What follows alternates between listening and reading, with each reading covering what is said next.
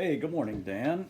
It is Sunday, April, May 5th, May 5th, Cinco de Mayo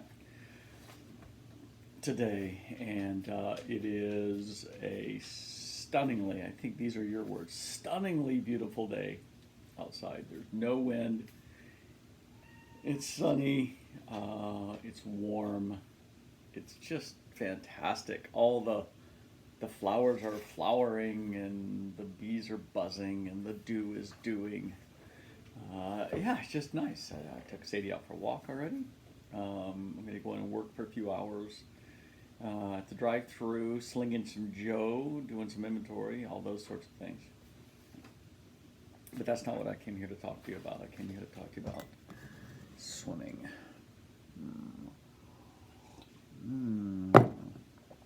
Woo! So I told you I was going to make a swimming video, and this is really a follow-up video, ultimately a follow-up video to Estonia and what went on there.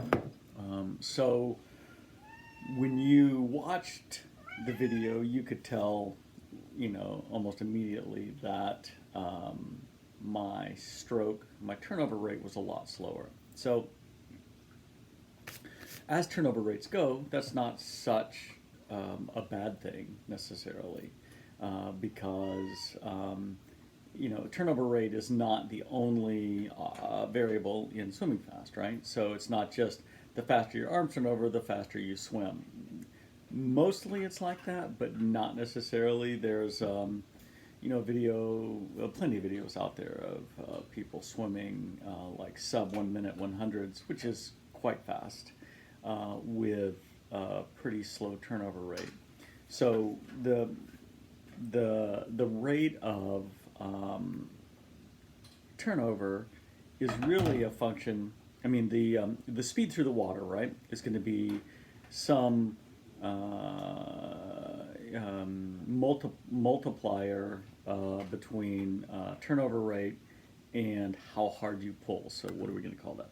Torque pounds, or the speed, the amount of force, there we go, the vector, whatever vector that you're creating with your arm times how quickly those vectors occur dictate how fast you go through the water. Plus there's the other issues of your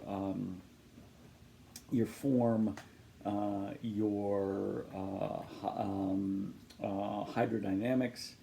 Can you keep your butt up? Can you keep your feet pointed? All of those little things. But there's also your kick as well. So there's a lot of other things that go into it. But for me, I know that I turn my stroke rate over slowly and I kick relatively, insubstantially. So I'm trying to change those things.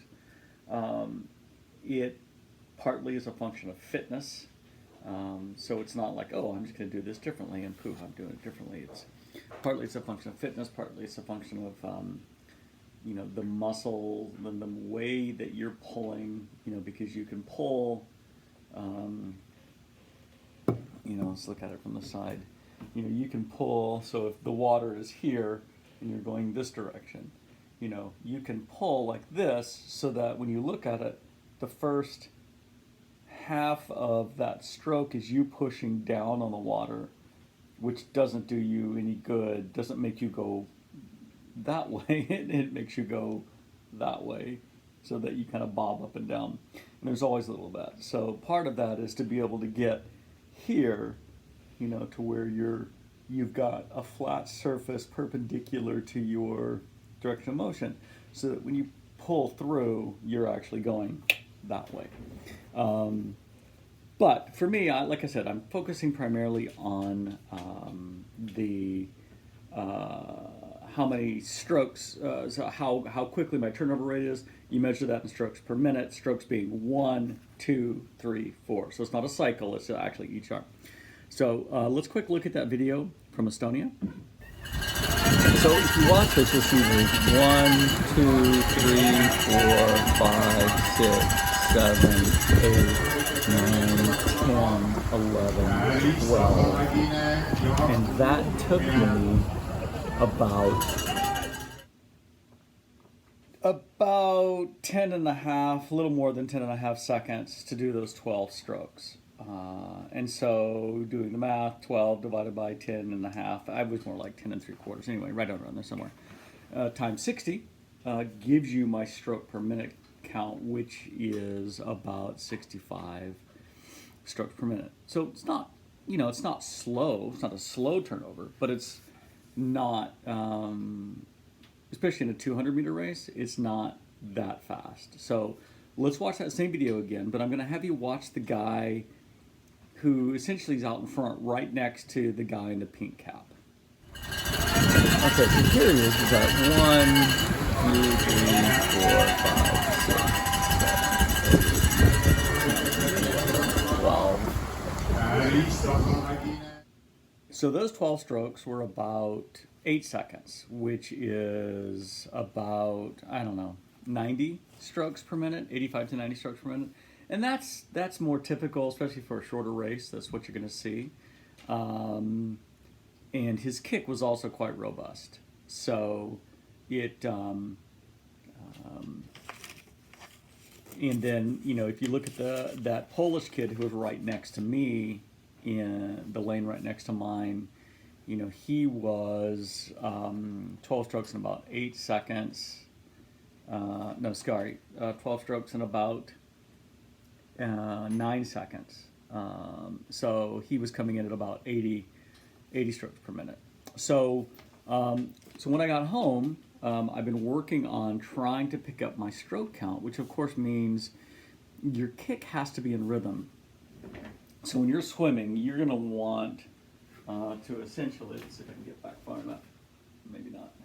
So you're going to want, as you're, let's see, you can't really see my foot, as you're pulling on, let's say on your right side, your right leg is kicking down at the same time as you're pulling. So if you can think about that, it's hard to think about it, it's much easier to feel it in the water, because what it does is it balances as you're pulling hard here, you're kind of, you're out, you're stretched, you're pulling really hard, and that right leg kicks down and balances that pressure and keeps your body balanced, so it keeps you from over rotating. So yeah, so you got to kick faster, right? So if you're swimming, 80 strokes per minute, then your kick essentially is, I know this is going to be confusing, you're kicking 3 times for every stroke, because you have what's called a 6-beat kick. So as you're stroking, you've got 1, 2, 3, 4, 5, 6. So it's like stroke 1, 2, 3, stroke 2, 2, 3, stroke 1, 2, 3, stroke 2, 2, 3. You got that?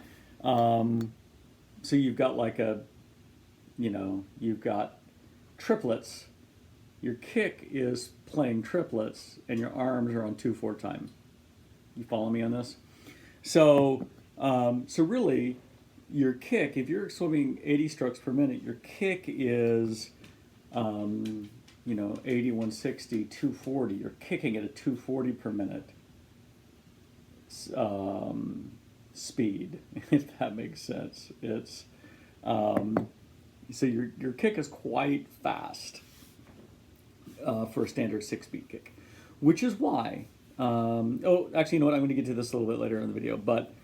So like I said, I came home and I've been working on this. I've been working on not only in the pool when I'm kicking, when I just do kick drills. So for example, I go and I'll just do like 2,000 yards, and I'll do 4 50-yard kicks, and then 1 50-yard swim kind of recovery on 1 minute.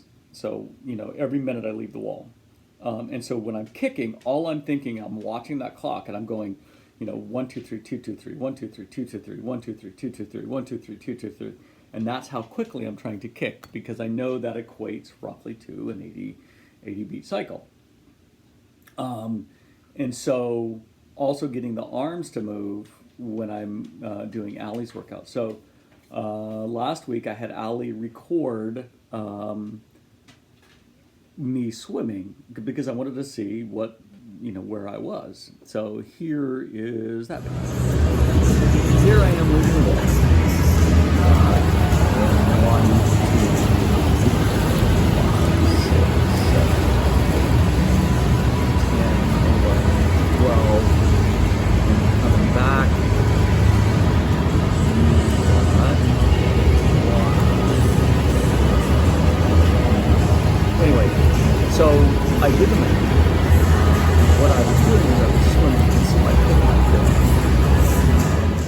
so you can see my kick quite fast, and each of those 12 strokes I was doing in about 9 seconds, which 12 divided by 9 is what, 1 1/3 or something times 60, you get 80.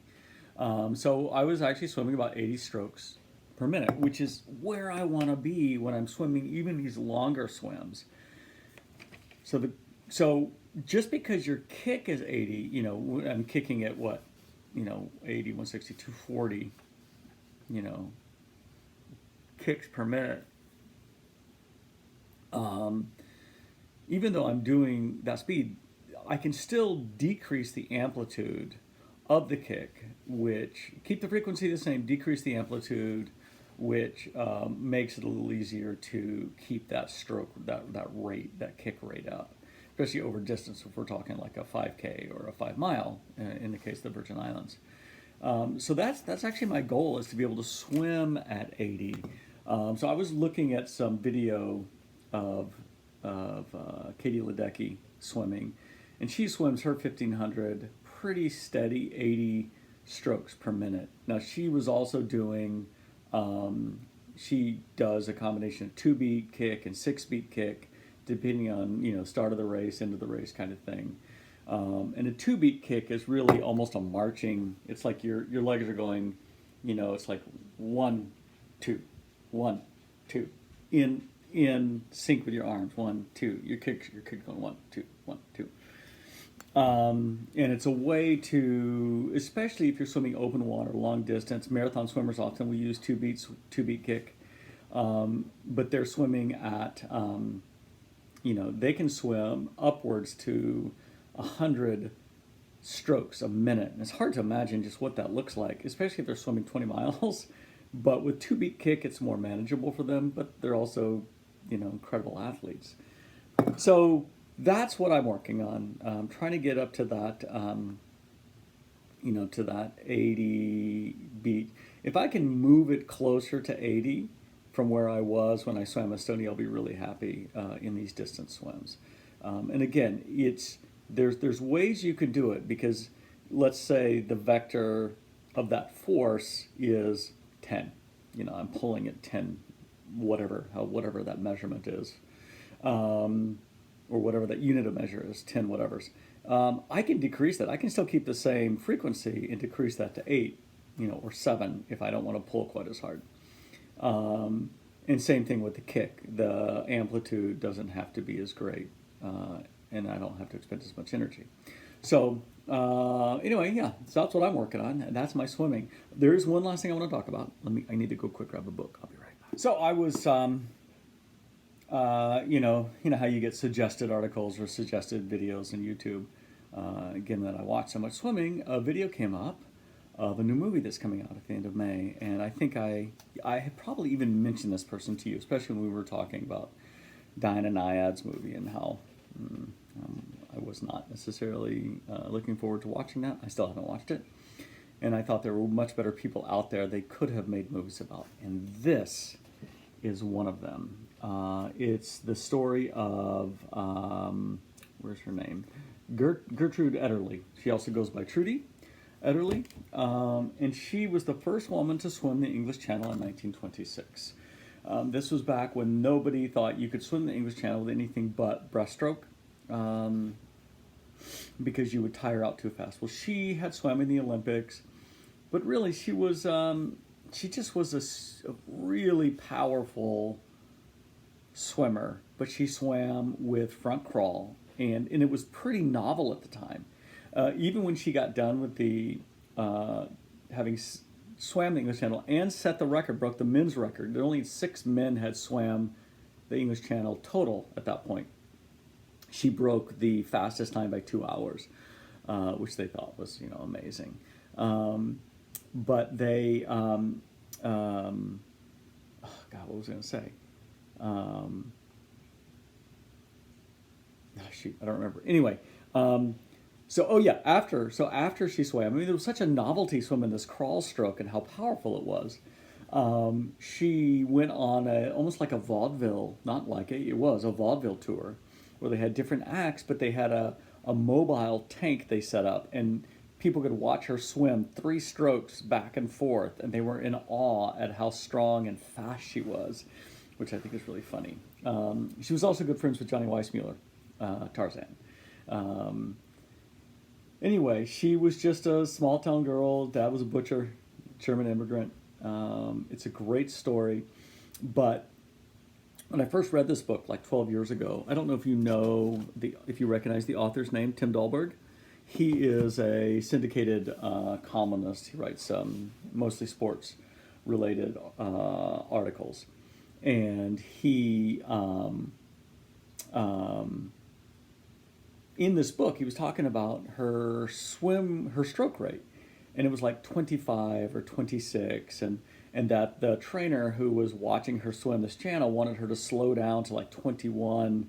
And then the second time she did it, she was swimming at 21. So she was swimming at like 21 to 25 strokes per minute. So imagine what I swam in Estonia decreased by, more than half. I mean, it was like she was swimming 2/3 or a third of my stroke rate.